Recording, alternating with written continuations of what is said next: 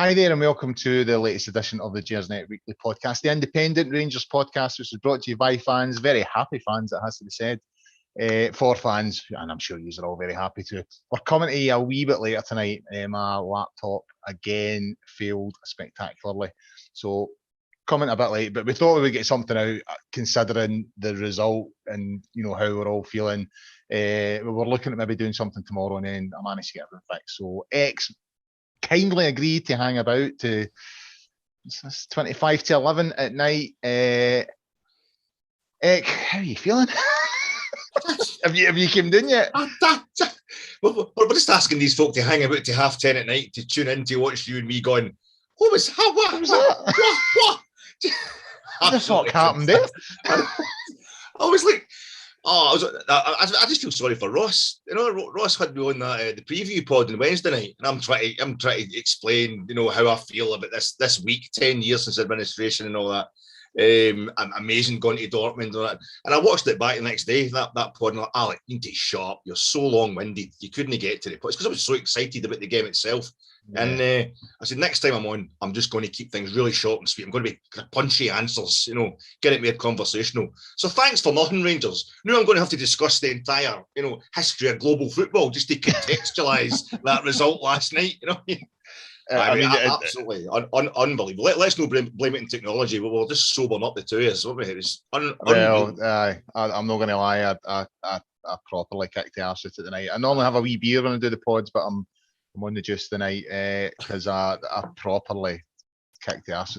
I rewatched the 90 minutes and then I rewatched the highlights about, honest to God, about 10 times. I was just sitting there like watching it over and over and over. And obviously I rewatched the other mob's highlights as well, because that was a bit of a giggle. My only regret about last night is Craggs wasn't in the commentary. That would have just made it. That would have just topped it off. Rory Hamilton does a good job of disguising it. I think he did sound really enthusiastic.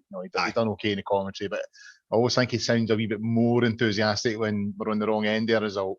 Oh Christ! But I was sitting there praying, that would be so good if Craggs was here. Then he'd be spewing. But it was funny, and as I was saying before we came on air, after the Rangers game finished, I started to rewatch it. I mean, I was like proper buzzing. That hyper sort of the adrenaline was just sort of thumping through me, and it's ridiculous. So my mate texted me and said, Celtic are getting humped. I was like, nothing, right, okay. And then he went quiet, and so I just assumed normally when he gives me an update on Celtic, if he goes quiet, that tends to mean that they've turned it around. And I was like, all right, I've turned it around. So I was about, I don't know, 3/4 through watching the rest of the rewatching the 90 minutes. And my son just sort of crashed through the living room door like, and I never got it at first. I was just like, what? And he's like, Dad, the European coefficient's doing really well. It's a great night for Glasgow football. And he honestly never said anything. He just stood there the whole time. And then eventually I clicked and I was like, you're kidding me on. He says, tune on. So I put it on at that point and had a good chuckle at him. So, I mean, it really was like the perfect night. Rangers go to Germany and thump Dortmund and they get pumped by some team that we've never heard of before. Now, I think they're probably a better team than most of us was giving them credit for, but it was such a good night, and perfection. Playing yellow and black as well, Bodo Glimt playing. So it's just a nice night of results concerning yellow and black teams. It was absolutely phenomenal. A wee bonus. What I also loved, I had to work on a wee bit today, partly because I'm always quite busy, but partly because I wasn't as productive as I normally am today because I was seriously recovering, right? Just sort of sitting there like, whoa. And so I was still sitting in the kitchen, and my missus was watching Reporting Scotland, and they didn't mention that the only thing that was covered in sport was what's his name, the St Mirren boss, Jim Goodwin. Jim Goodwin's in talks with Aberdeen to become the new man. That was it. You're joking. No, they did not mention the result. No, not when I was watching it. And Jesus Christ. Oh man. She sort of turned it over after it'd be about 25-22. Aye. And then it was like, let's go to the sport. Yeah, Jim Goodwin's in conversations with Aberdeen. They've agreed that St Mirren have agreed that he can talk to them. fair dues, Colin. I mean, you are kidding me. It's only the first leg. I mean, we don't know what's going to happen next week, so they're probably quite right. They're probably keeping the kind of staunch, celebration until next Thursday night, until it's official that we're actually going through. Oh, like, they're spewing. Honestly, I was chuckling away. Anyway, I suppose we are talking about the game. I mean, we're supposed to be previewing Dundee United. I don't think we will we? I think it will just be all about last night. And I mean, I'm still struggling to take it in. You know what I mean? In terms of the magnitude of that result, you're thinking of the results, especially away from home, that we've achieved in the past. I mean, obviously, PSV and sort of, was it 78? Aye. Leeds United down at Ellen Road, that was a cracker. Monaco, that was a cracker. PSV, that was another good one. Obviously, Lyon a few years ago. Mm-hmm. I mean, Dortmund themselves would be right up there anyway, but the manner of it, I mean, we absolutely destroyed them. You know what I mean? To be 4-1 up at one point, I was just like, what is happening here?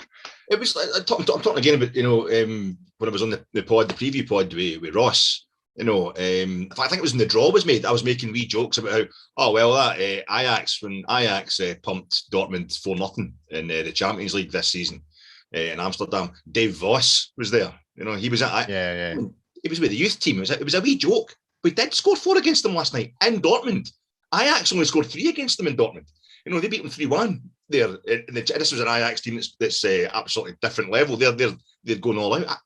I just keep thinking, what are they weakening at? Lundstrom. No, I don't think. I mean, he's done well the last 2 games, but I don't really think.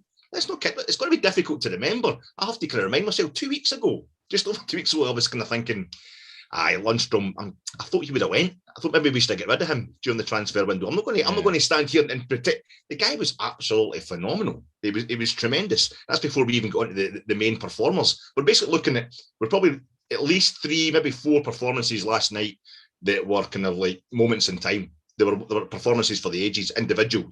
Everybody else was just brilliant. You know what I mean? It's just, I've never really seen anything like it, Colin.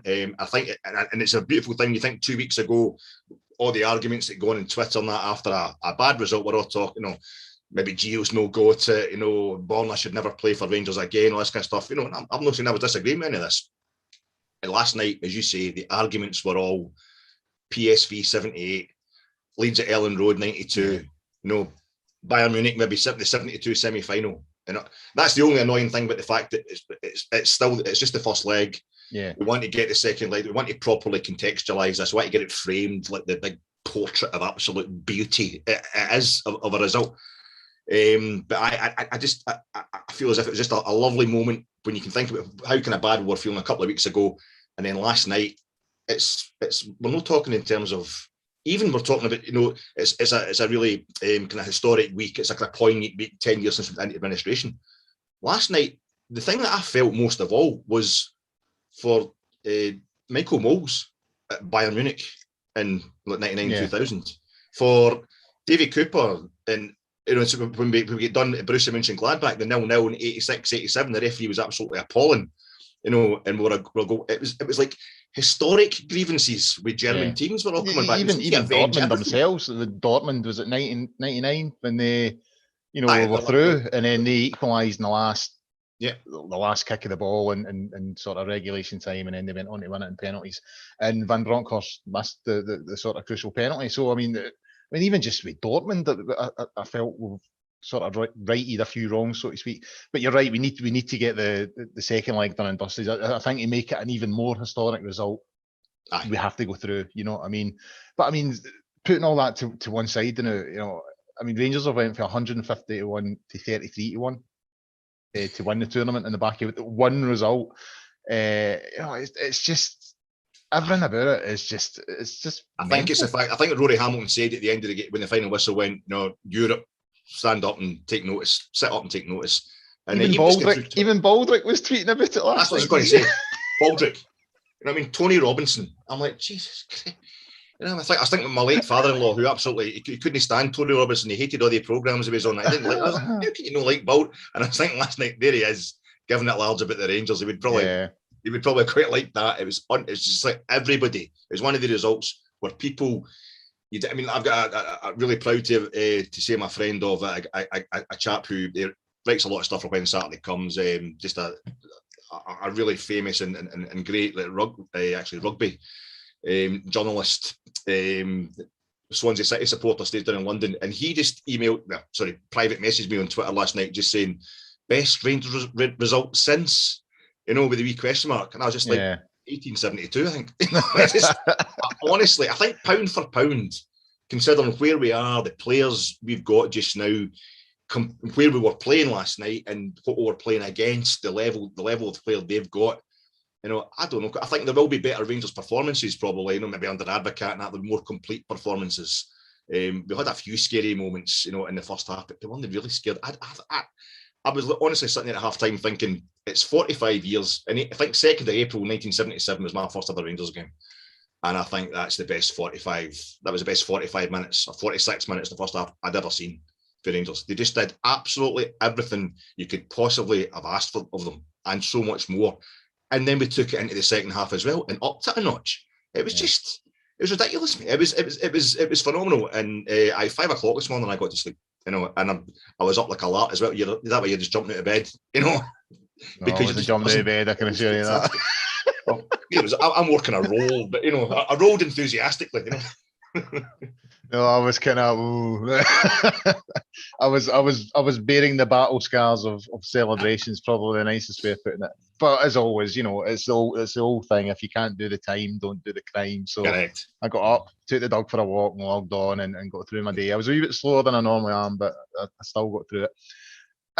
I suppose we should go through the goals and just sort of recall every sort of the first one. A really bizarre one because, and one, we'll come on and talk about VAR, but, I'm not a fan of VAR. I think I've been very, very strong in that and on here and on social media and all that kind of thing. I don't think it's working, especially like when I watch like Match of the Day and games down in England, it seems to me it's causing more problems than it solves. But that first goal that was one of those ones where it did work, because you know what? I didn't see any Rangers player claim for a penalty. No one in your house claimed for a penalty. I don't know anyone who saw a penalty there. So, without VAR, we wouldn't have got it. And then when you see it, when the replay comes up, you're like, we're getting this, we're getting a penalty. And Tav, again, we've said this a few times about him, but, the journey that he's been on, from the lower leagues to now, that was another moment in his career of, standing there against the yellow wall, so to speak, and nerves of steel and talked that away well. It was absolutely beautiful. And the thing is, Colin, that it actually came, watching it back, watch Ryan Jack. Watch Ryan Jack for that entire game. Just if you want to we're not going to watch the game back about 100 times in our life anyway. So I think you should have watch it back. The first 11, to kind of 14 times you watch it for each individual player on the Rangers team to watch their performance throughout the game. Ryan Jack, I think it's him, Bassey, and Ryan Kent and Morelos are probably kind of vying with each other for the man of the match performance last night. I would probably give it to Ryan Jack if I had to give it to anybody. But he basically just decides that he's not going to let Borussia Dortmund out of their box until we get a goal. It's when you watch it, but he's there everywhere, plugging the gaps. For the first set, when we kicked off, Rangers go to Parkhead, so you can tell within the first 5 to 10 minutes how we're going to go on by how we start at Parkhead. It's about being switched on, it's about being up for it, it's been ready to take the onslaught and no panic about it. It's not about Rangers scoring a goal early on, it's just about looking like we can stand up to it. And we saw a couple of weeks ago we weren't switched on and we paid the price. Last night, I remember looking at the clock and it was like 3 minutes, 30 seconds. And I was just a bit crying because I thought, we've been so good. We've done, even in that space of time, because it was Dortmund, because of the money they've got, because of the players they've got in the park. I can't believe how well we've actually opened up, that we started this game. The only thing that had gone wrong was the taking of the knee.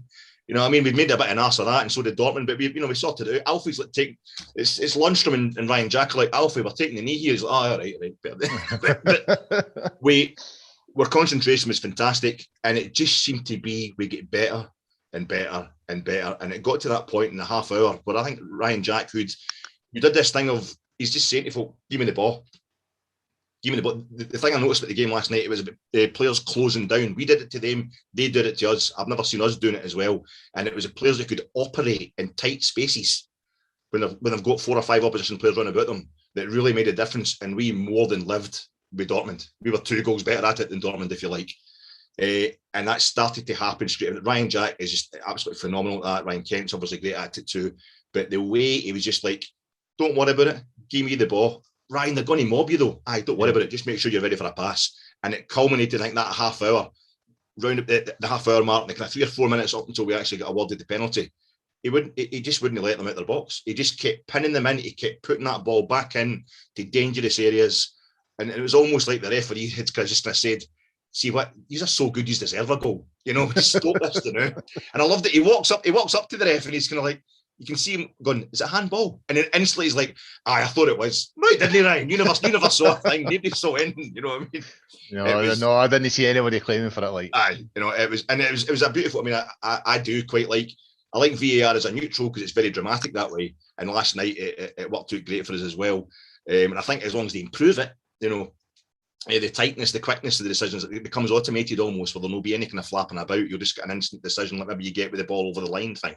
I think it could be a great thing, especially coming from Glasgow, a city where totally legitimate decisions are still questioned to this day because they don't suit a certain club. It's nice to see something that kind of objectively sorts that out. But that'll make a difference to them. It's still it's going to make it worse. I think I really do. But anyway, that's by the by. No, I know what you mean.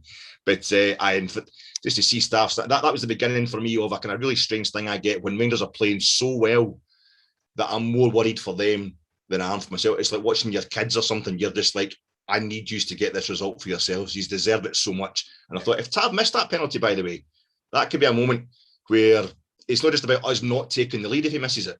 It's about giving Dortmund a boost, a wake-up call. It doesn't cost them anything, and it could end up, you never know what's going to happen. We were on it. Yeah, but I was pure shite myself at his run up. It was so short a run up. I was like, oh no, you need more a run up. But that takes a brilliant finish. Yeah, that takes strength of character to do that. You know, I was just like, it wasn't quite the Trevor Francis penalty in the Skull Cup final. He was just literally standing on the ball. You know what I mean? I was behind the goal that day. It wasn't quite that. Aye. He just. No run up whatsoever. He just stands there and Leighton nearly gets it, to be fair to him. But it wasn't quite that. But I was like, a bigger run up, Tav. But no, he took it well. And then we get the second goal as well. You know, so quickly after the first. And one thing I will say about this goal, it looked like it came for the training ground. You know, it was sort of pre-planned. Aribo near post, and Alfie peels to the back post. I think there's a chance that might have been getting in anyway. But it was nice just to make sure. And at that point, you're like, what's going on here?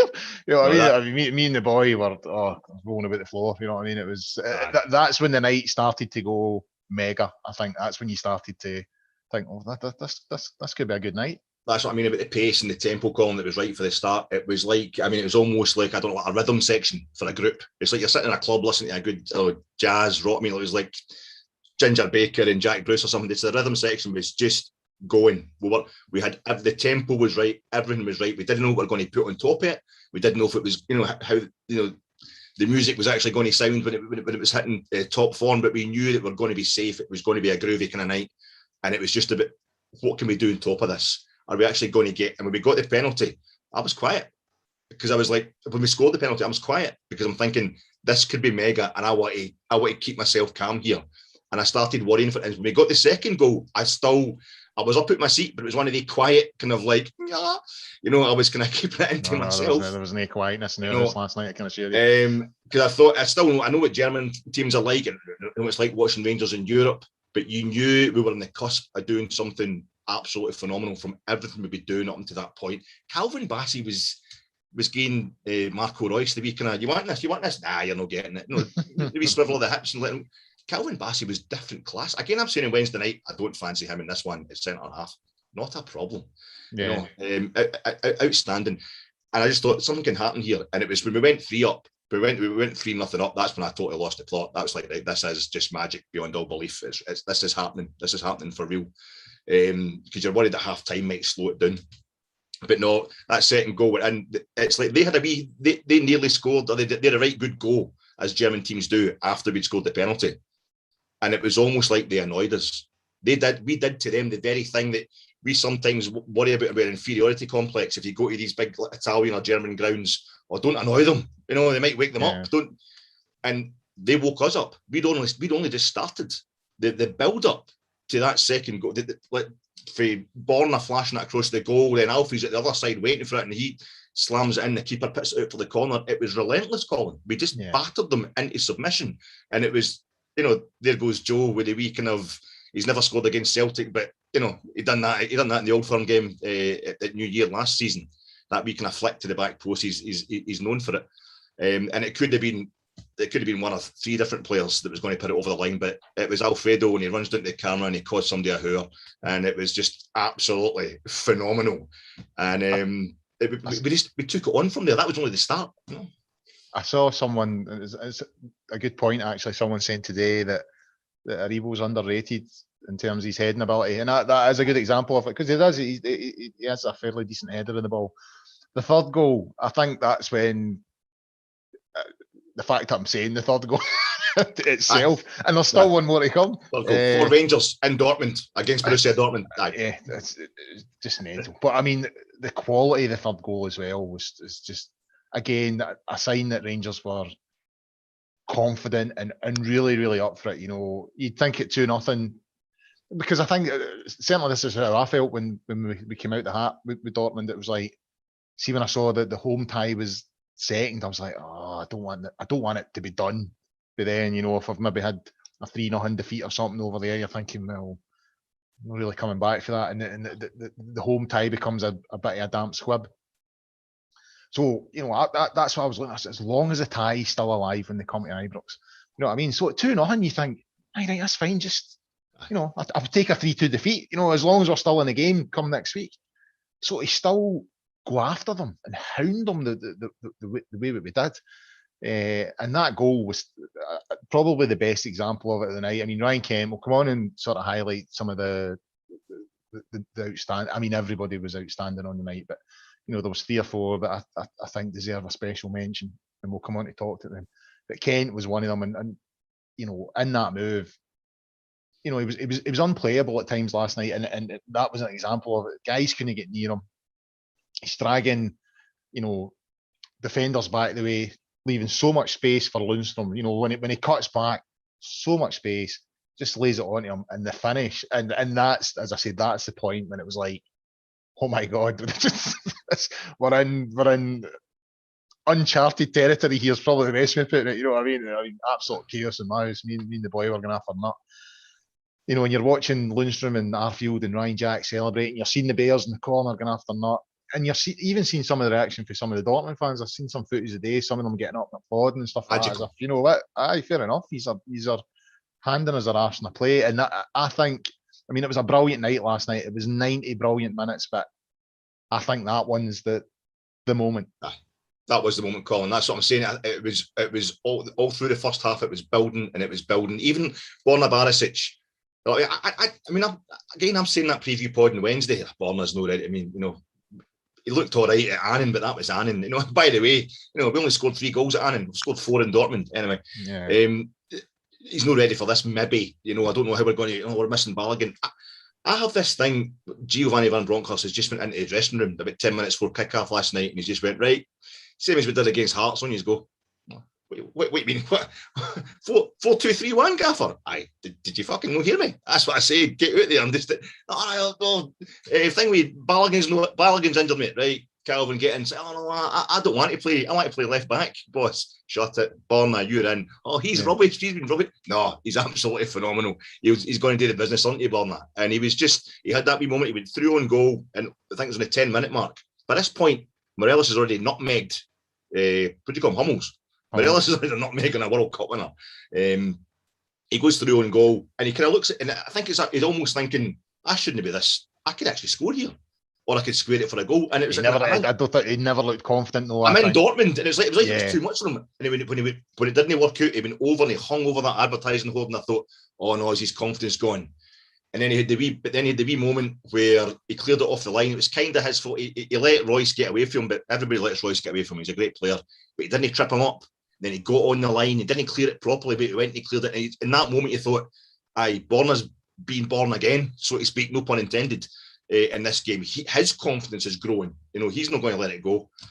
And the whole team is building up to it. And then I'm thinking, even if we score the second goal, they're going to get one before half-time to make this more realistic so I can understand what's going on here. No, we ended up, we've won 2 corners in the minute of injury time. The referee actually had to blow to stop Rangers attacking. They had to blow for half-time. I thought, right, there's no way we're going to, that momentum can be ruined at half-time. But see, when we came out and we did that within like 4 minutes of the second half starting, I had to be peeled off the ceiling, mate. It was absolutely unbelievable. Ryan Kent frightened me that night. And Borna Barisic and him, their overlaps, their underlaps, phenomenal. But Borna Barisic had actually attempted the same thing about a minute earlier on the same wing, with Ryan Kent sitting deeper. He'd been passed with 3 or 4 players. The ball comes over, it comes back. Ryan Jacks, kind of recycling it again. And then what Ryan Kent did next, it was frightening, Colin. It was one of the things where we've seen the goal 100 times now. As Rangers supporters, we've all watched it from all different angles. But I'll never forget sitting on my sofa and just watching his head going at a speed, because it's quite, the cameras, it's quite a distant camera gantry at Westfalen. Yeah. He looked quite small, quite far away, and it's just the speed that he goes. He waits for it's 4 guys are coming in on him, and one of them is Mats Hummels, who has a World Cup winners medal, and he just says, "Can you see this ball map? Do you want it?" No, I'm going. And as frightening as his pace was taking him away and turning Akanji, who's a Swiss international, he's played like 30, 40 games for Switzerland, he turns him inside out twice. And as frightening as his pace was, the speed with which he stopped dead was almost disturbing. And I know there's a lot of World Cup memories at that state at the Westfalen, but the way he just rolled that ball back, it was, I'm going OTT, we might as well. But I remember it just looks like when Pele rolls it off to Carlos Alberto in the 1970 final. And the strike on goal.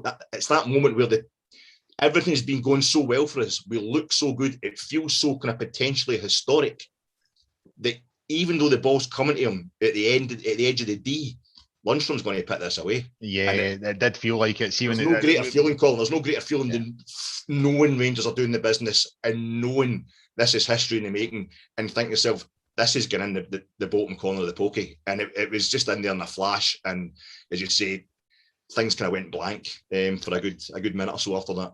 I don't know if you've seen the footage. Somebody's filming it in the crowd last night. And the minute Kent cuts it back, you hear this guy going, "Oh no!"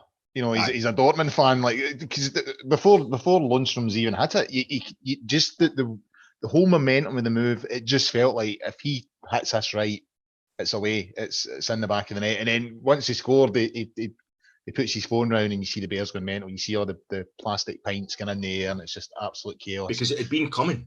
It wasn't like it was against on a play. We're talking about historic games. When we beat Lyon 3-0, and Lyon, one of the greatest results of all time. Goals in the counter-attack, 2 goals in the counter-attack. We had a lot of that game under pressure.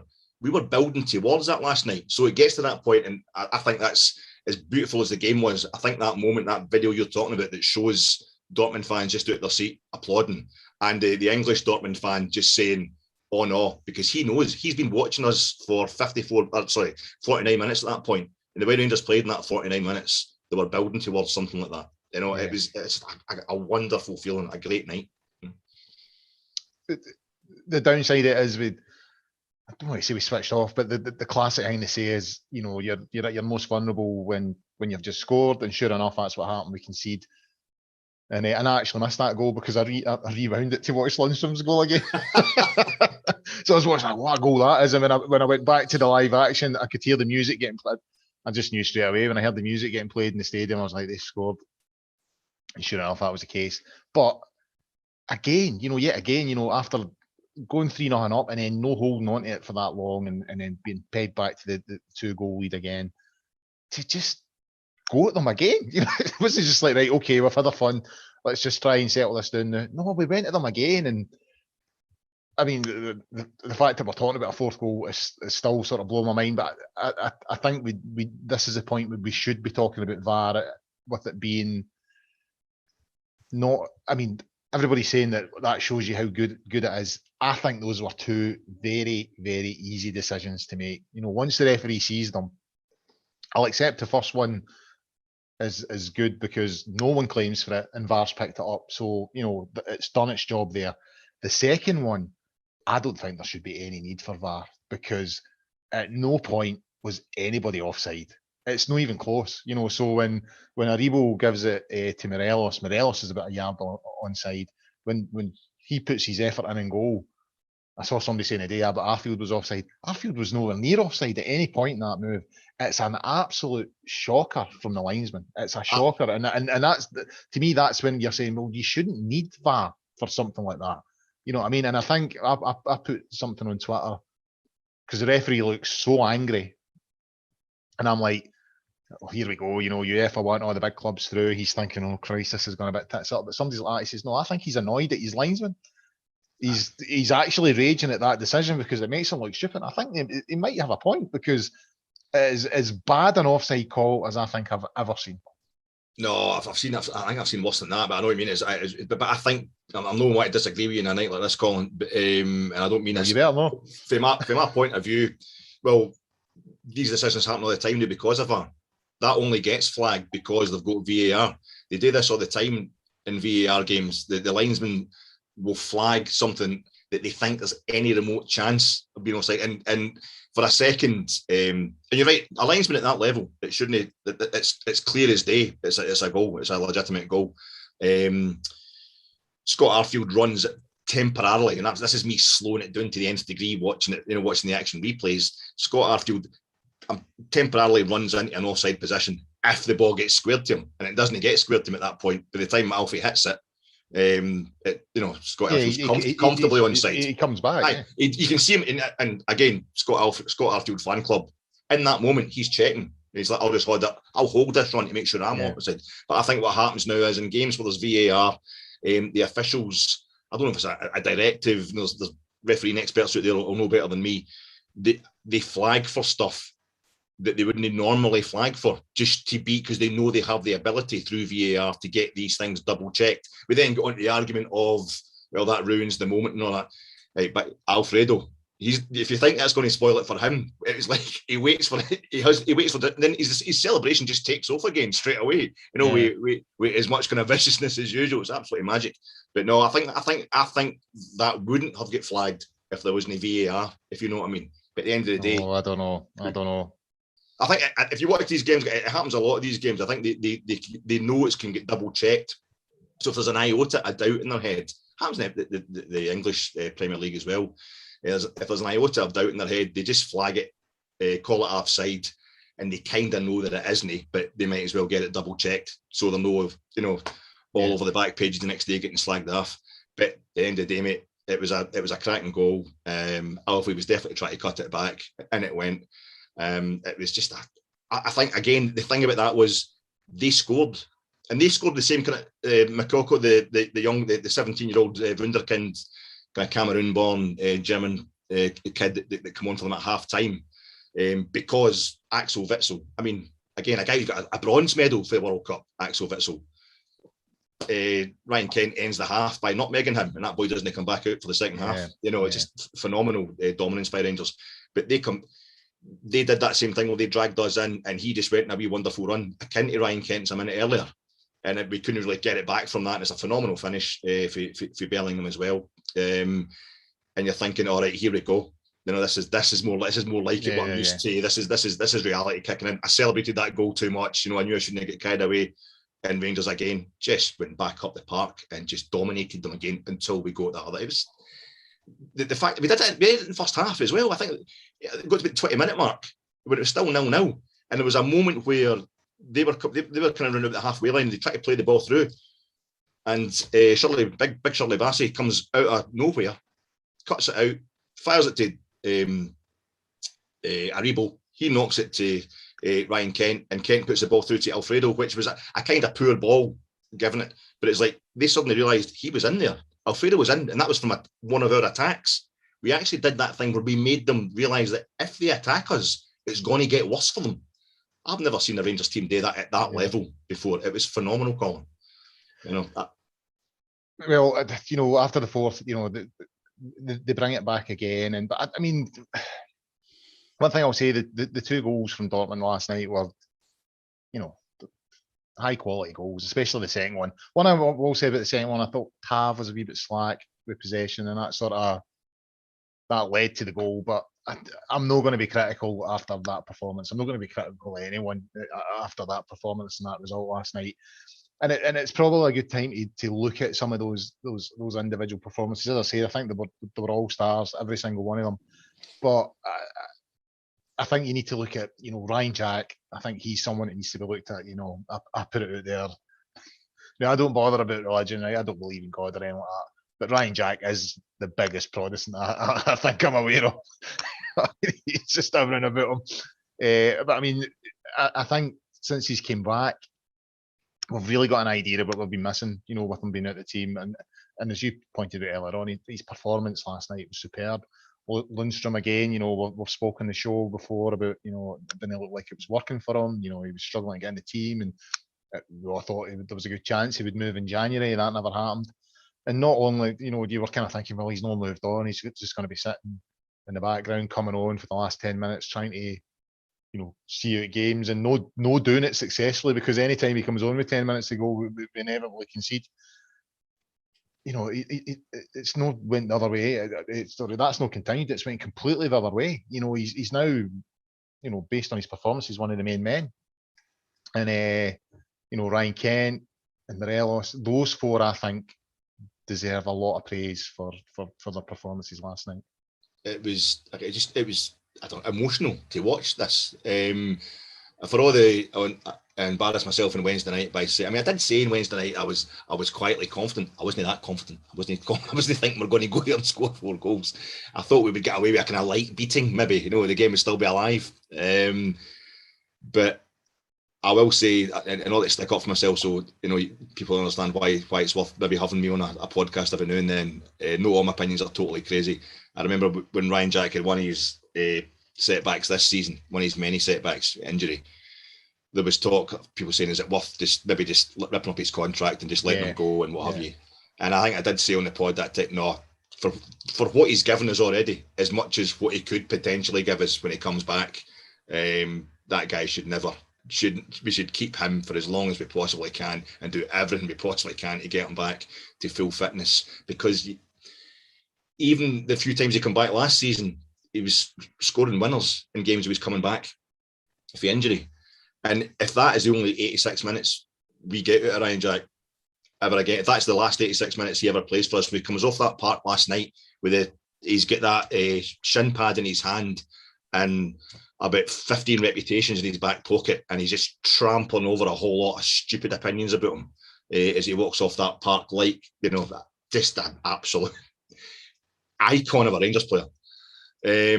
An absolute Protestant, that's what it's worth it. You know what I mean? I don't. Well, as I keep saying, I'm leaving. I'm not a Protestant. I've got, my mum's Catholic, and both my grandfathers are Catholic and all that. But I feel embarrassed for. I just let it slip there. The old Shirley Bassey nickname that should be dead now.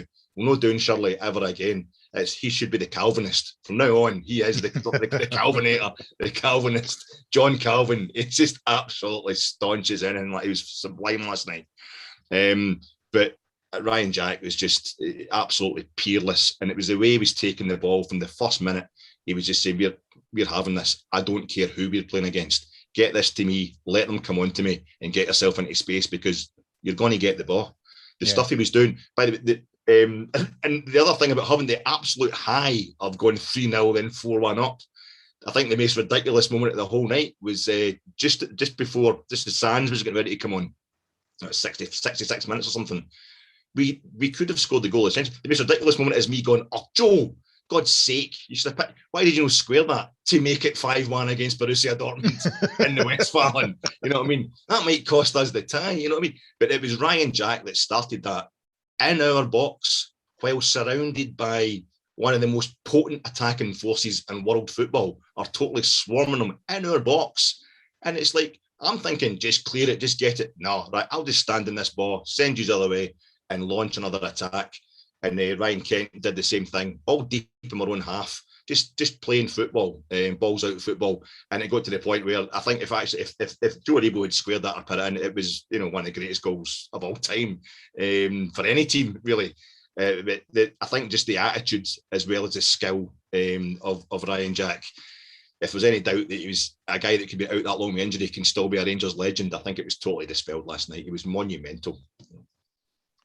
So on to next Thursday. It is very much still alive, which is what we're looking for. It's alive in a way I don't think any of us foreseen. We gave them that second goal just to make sure the game's going to be full next week. And I have to say that I was saying to my son last night, that's a wee bit annoying that the away goals rules have been done away with, because I think if that was still there, we would be in a stronger position in terms of qualifying. We're obviously favourites, and if we repeat that level of performance, I think we'll be fine. But given it's Dortmund, I still think we need to be wary, and we need to be 100% on it to make sure we get through. But it's another huge European night at Ibrox. We went so many years without them, and you would have to say since Steven Gerrard's arrived, we are carving out a reputation in that tournament. This will be the third year in a row we'll have made the last 16 if we get through. Hopefully, if we do get through, touch wood, and we get a decent draw, we can finally take that next step. And I always feel once you're in the sort of the last 8, it's game on. It really, you just don't know where you can end up. If you've got a bit of momentum and confidence behind you, then who knows? So it's going to be a great night. I think that's a long way I'm going about this. My son missed out in the sort of European games early doors because Rangers were where they were in the sort of lower leagues. And his first big experience was Rapid Vienna. And so we've been every year when we get the Europa League draws, we're like, what teams have we got? Because who have you seen and who have you not seen? He's not seen Dortmund. Haaland's going to be back, we think. So that'll add an extra dimension. It's just going to be a great night. I'm buzzing for me, but I've seen Dortmund a couple of times now. I'm buzzing for him because he's never seen them. This will be the biggest night at Ibrox, since we've returned to the top tier and since we've returned to the European stage. And if we get through, what a night it's going to be. It's a really strange thing, in that we were, as you say, and everybody's been talking about this today, we just wanted to keep it tight. That was our ambition in this game. Keep it tight enough so that we can enjoy a magical night at Ibrox. And that's what I was going on about endlessly on Wednesday night in the preview pod, was just let's enjoy, let's just savour the fact that we're now playing Borussia Dortmund as Scottish champions. One of the clubs we played 4 times before 2012. We played them so many different decades in Europe, and just they kind of represent.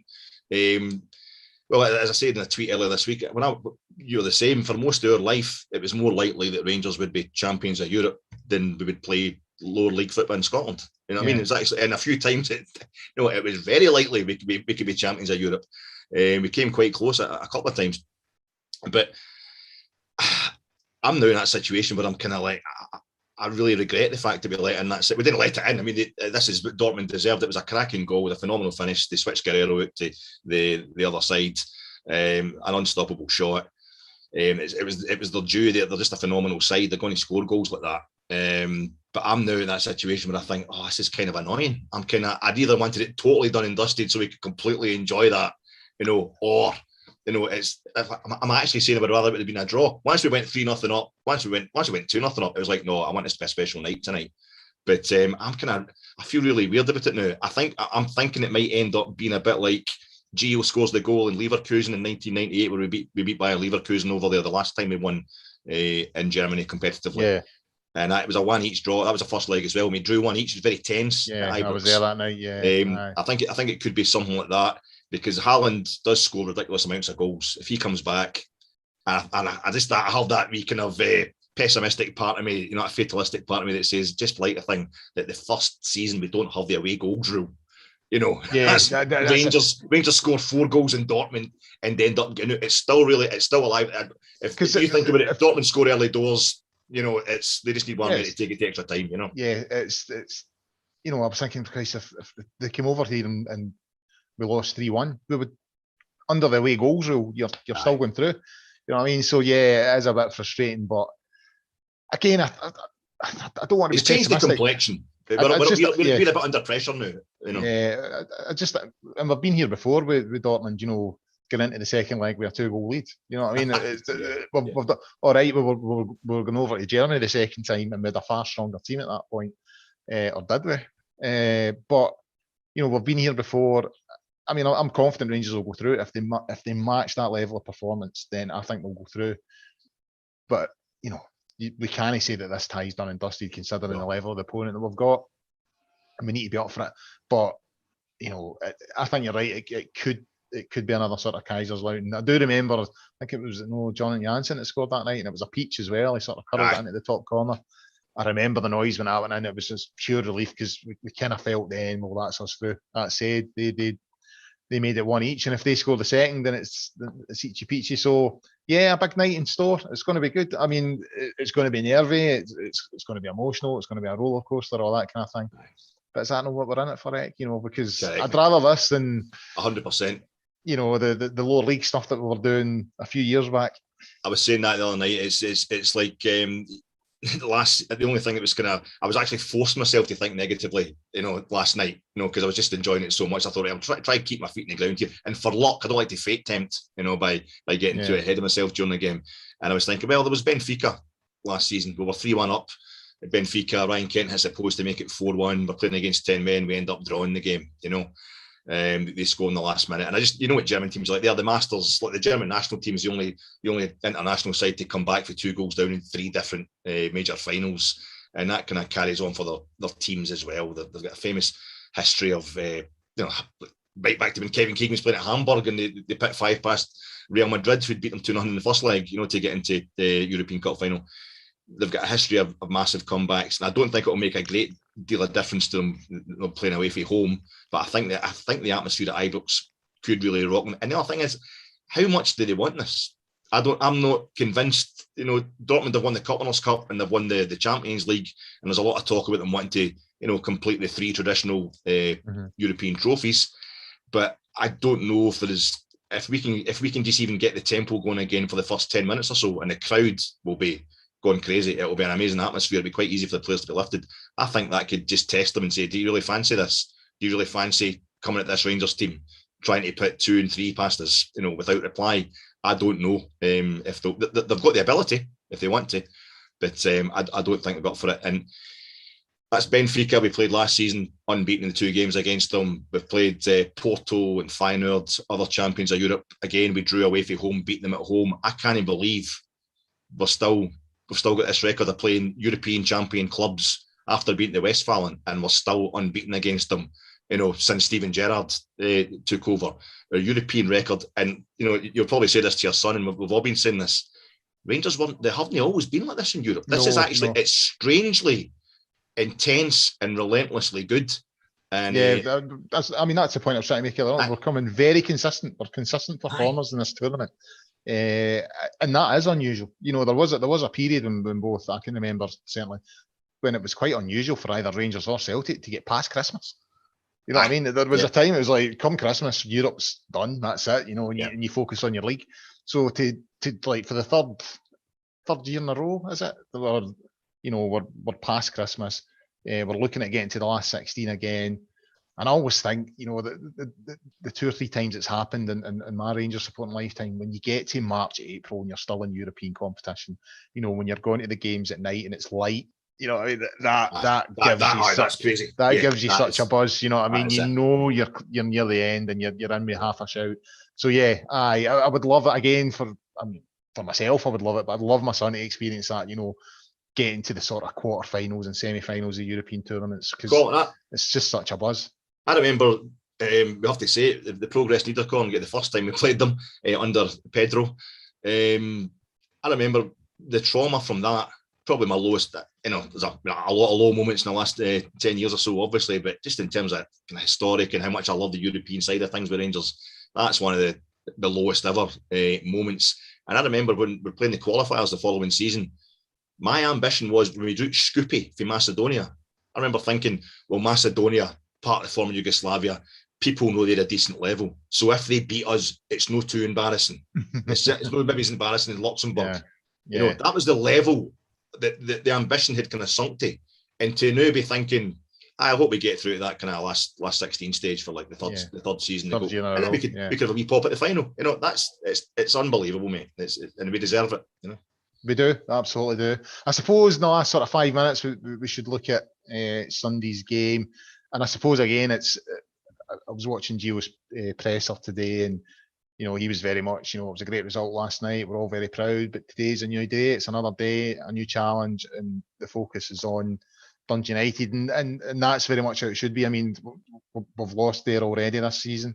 It's a tricky venue. They're not in the best of form now. They're literally the sort of win one, draw one, lose one type team at the moment. I think out of their last 6, they've won 2, drawn 2, and lost 2.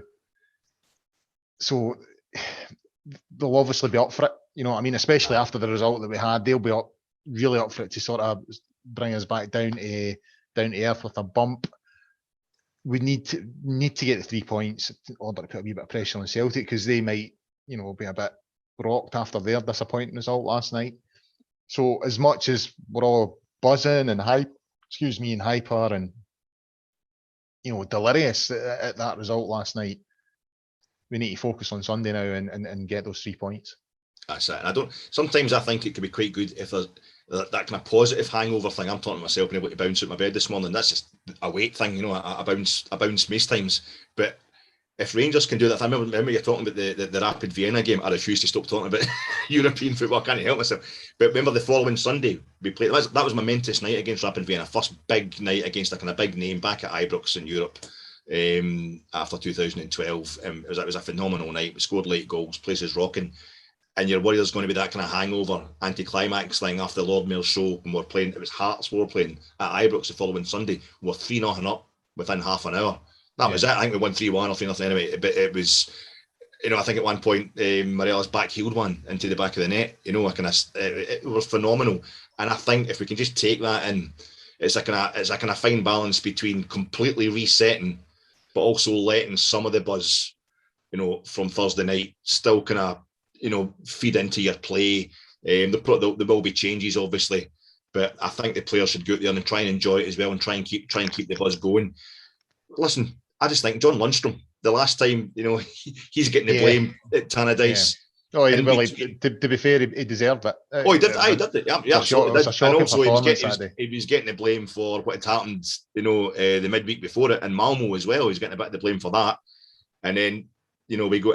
I still thought then what we were doing was we were keeping ourselves. The players had their mind on the Malmo game at Ibrox, and I almost did name it. I never like to see Rangers getting beat, obviously, especially when there's such a long unbeaten record. But I thought it's almost worth it if we're just taking this week in a breather to get ourselves set to blow Malmo away at Ibrox, and it never really happened. It started happening like that, but it never continued like that into the second half. So it's not getting very kind of many nice memories for us this season, Tannadice. As much as we're saying about Dortmund, they lose as many goals as they score almost sometimes. That was our hope on Thursday.